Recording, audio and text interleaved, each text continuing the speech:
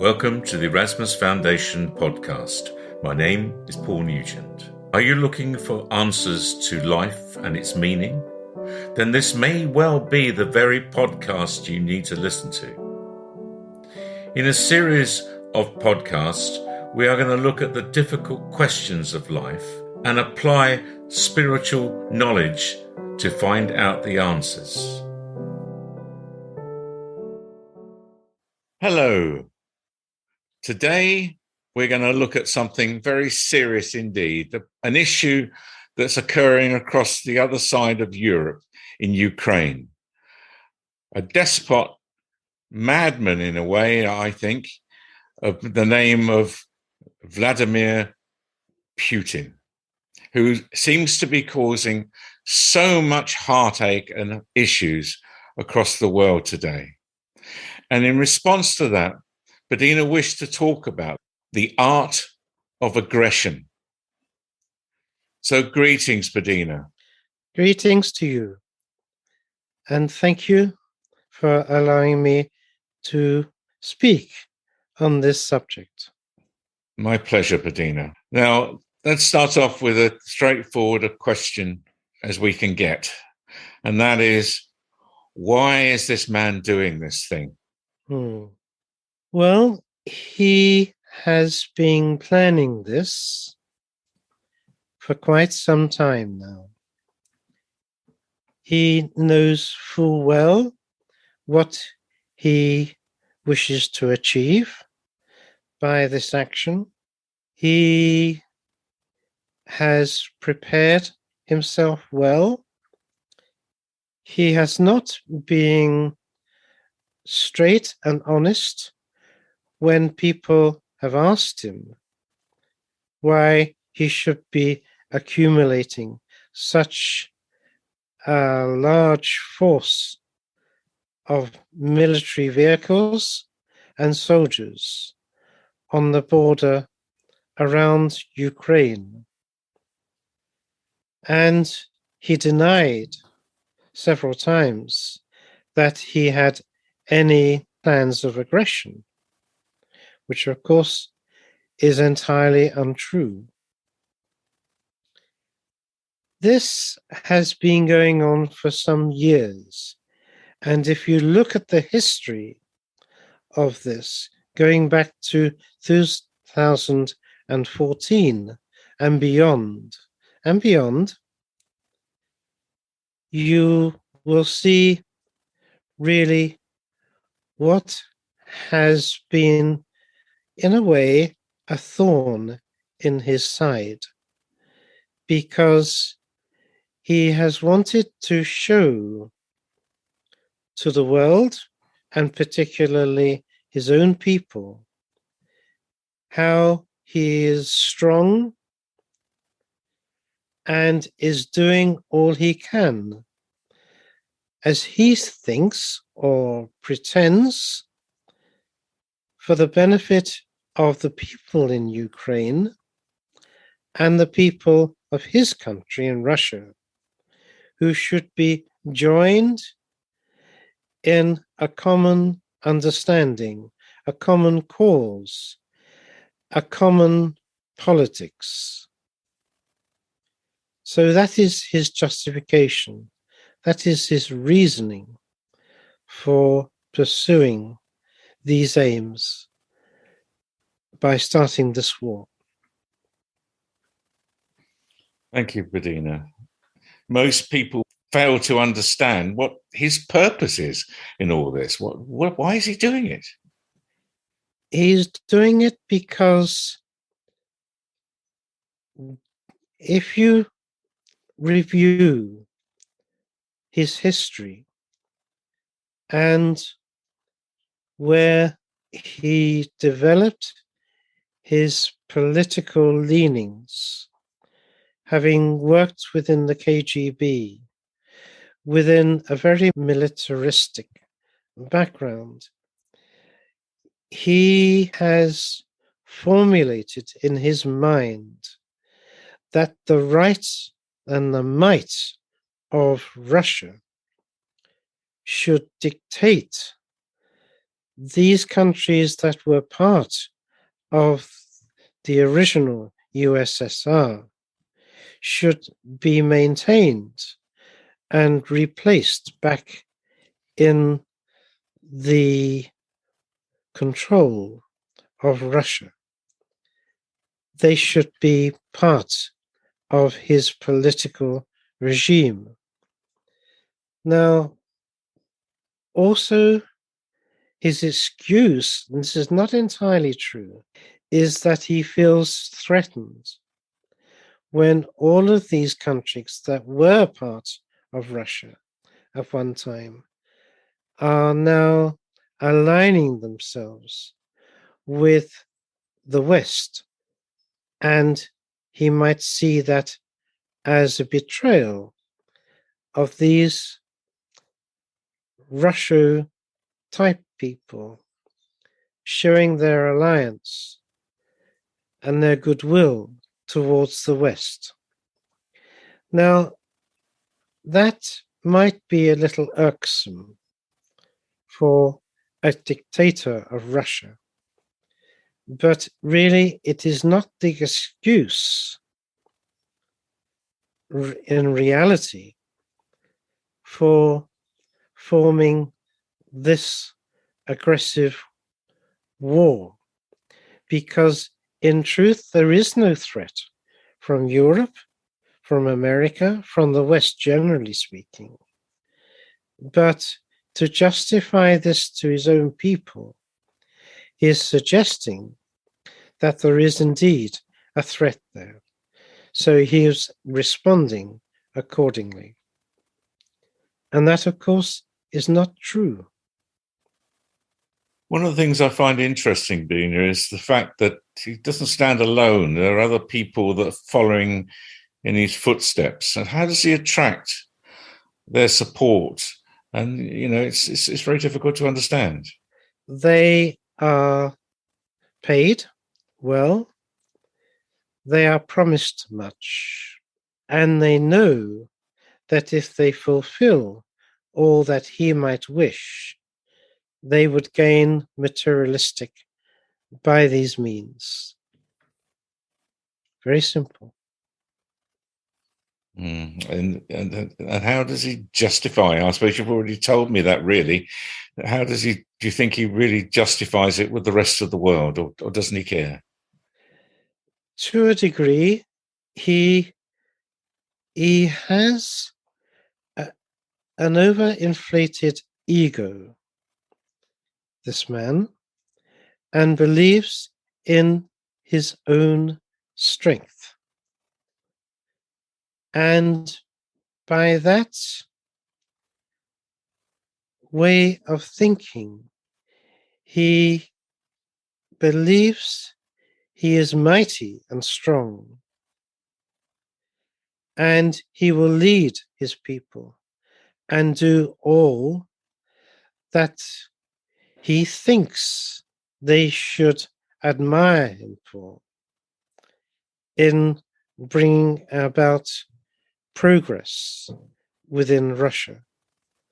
But the truth of this is that this war is going to bring ruin to many people, not just in the Ukraine, but his own people, through the sanctions that are being enforced by Western countries. So he is going to do a lot of damage, which, of course, he is blaming entirely on the West. But, as you know, many of his people, his public, know more of the truth of what is going on.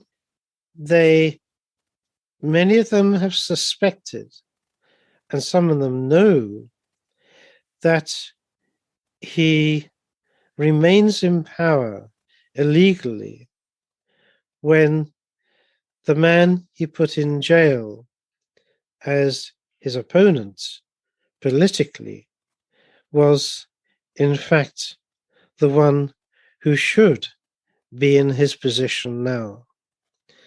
And many people know this within Russia. And I would suggest, perhaps in time, he may be replacing Putin in that position of authority. We shall see how all of this evolves. Thank you, Padina. Now, in any war, we talk about victory of war. So where do you think the victory lies for Putin, would you say? And how would he go about getting it? He feels that already he is winning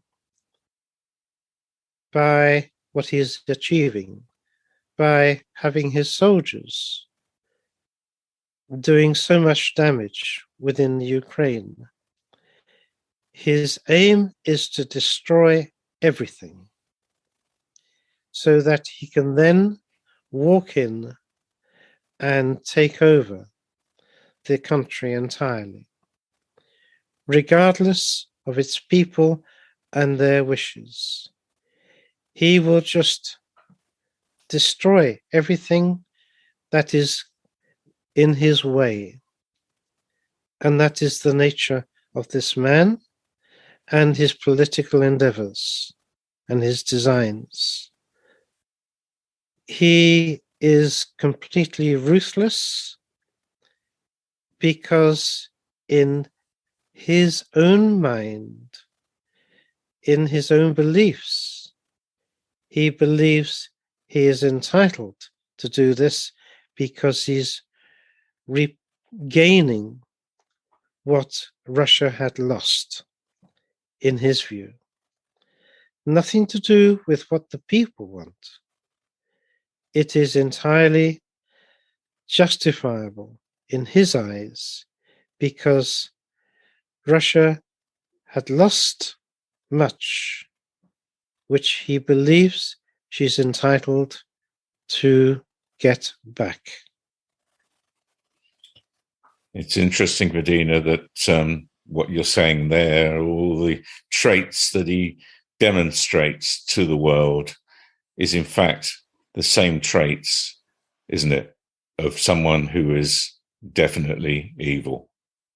A megalomaniac. Yes. And of course, he's fulfilling his tapestry as it is meant to be. And the big question is really, or should be, what has man to learn from this? Why has this been allowed or intended to be? All the destruction, the aggression, the damage done to young people, children, many innocents, all of this. For what purpose is this happening? And it is happening for a reason. Sadly, perhaps it has to happen to teach man much. And also sad that even to date, generally speaking, this has had to happen because man has not learnt enough yet. He still has things he must learn. One of the things, Padina, that's suffering the most from this war, maybe people won't give it a lot of value, but we do here, and that is truth. Mm-hmm. Mm-hmm. So what do you say about the fact that truth is not actually being maintained in this situation? In fact, so many lies and falsehoods are told. Mm-hmm. Well, that has always been said, hasn't it? Not that truth is always the first victim of war. And where there is no truth, where there is falsehood, there can be no trust. And where there is no trust, then there may be conflict. And it is known very clearly now, and has been very well demonstrated, how this man Putin has not been honest and straight with many people, including the people of his own country. He has insisted that his reasons for going in to Ukraine is, on his words, a peacekeeping mission, which of course is complete contradiction to the facts. Does he think that all the people in his country would believe him when they have access to a great deal of media outside Russia to know what is happening, to know the truth of what is occurring, when his own soldiers are communicating by phone back to their own people and to their families in Russia and explain what is going on? So the truth cannot be hidden. It will surface. It may take time sometimes. That truth is hidden, but eventually it will surface without doubt. And that is clear what is happening now. And again, is that not another lesson man needs to learn? The value and the importance of truth. Indeed. Now, of course, we've been taught here in the foundation that there is a purpose to all things. Mm-hmm. So what would you say the final gain for mankind would be at the end of all this conflict?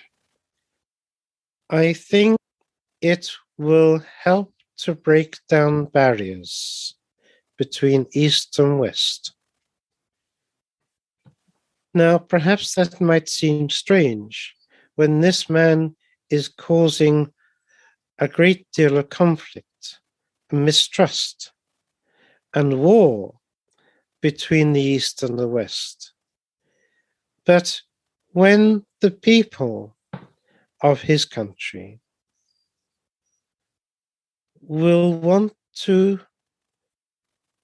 join and share with the West to create commerce and trade between the East and the West, they will look to maintain a worldwide community of sharing, of understanding, and coming together in trust and friendship. Once this man is no longer in power.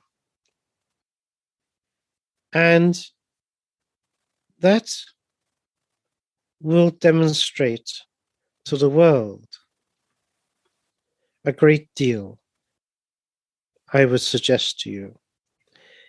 And in a new world of spiritual evolvement and development, and the world you are moving into, this sharing and trust between nations will be an essential part of that civilization. And that is to be. So perhaps it needs a negative situation such as this to then sponsor a more positive evolvement, development as a result. Thank you, Padina. In the future, will we have learnt from this conflict in so much will future conflicts be less frequent and less aggressive? Well, yes, for two reasons I would offer to you. One, in the future, man will be taught from a very young age how to evaluate truth, how to know if anyone was foolish enough to offer falsehood.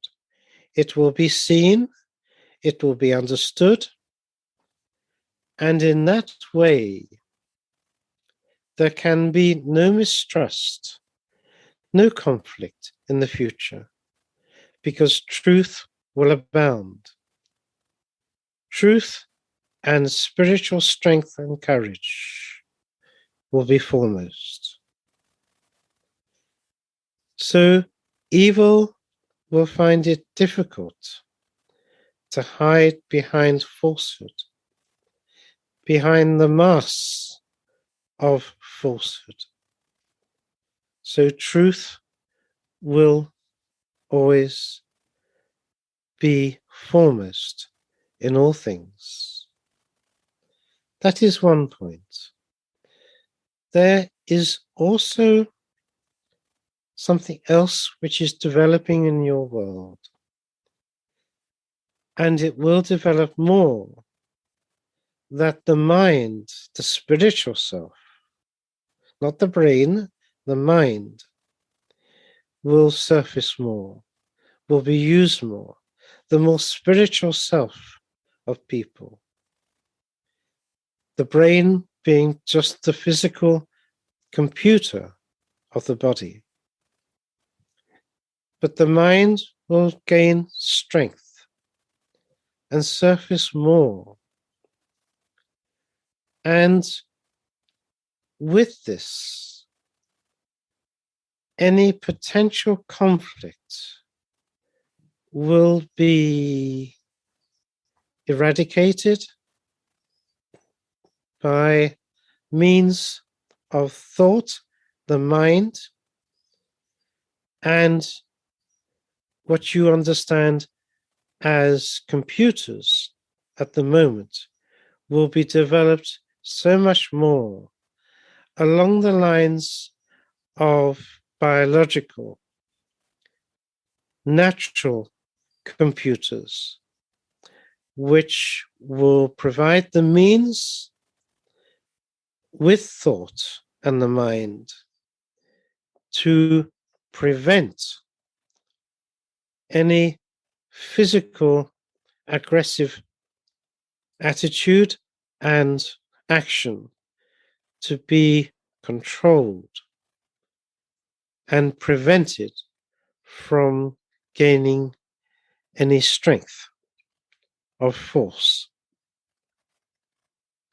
That is happening now, and the research of military in different countries is inventing this form of technology. So it will be interesting to see how all this evolves. Some of that technology is being used now in this situation, but not strong enough to completely prevent what is happening. But it will surface soon after this time what has been going on with military intelligence which is beyond the understanding and the knowledge of Russia maintained in the West. Thank you, Bedina. Thank you very much. Now, is there anything else you'd like to say before we close today? No, I called this talk The Art of Aggression. And I think that if people were to look at the history leading up to this time, that Putin has been preparing this very, very well. And I think there is much to gain in understanding how well how adept he has been in pursuing his motives and his design to bring his country to the point of war as it is. Very, very interesting. And don't forget, he has not only tried to find the support of his people, he has also managed to direct his military leaders and other people around him who he has chosen of those he can trust to do what he bids. And that has taken quite a strength. And as I say, he has been quite adept by these means. Thank you very much, Bedina. Thank you. Thank you. The Erasmus Foundation is a spiritual teaching and healing foundation based in Laxfield, Suffolk, in the United Kingdom. We have a webpage, www.erasmus-foundation.org. If you would like to be a guest on our podcast, or indeed have further questions for us, then please contact me on paul@erasmus-foundation.org, and we'll do our best to accommodate you. Thank you very much for listening.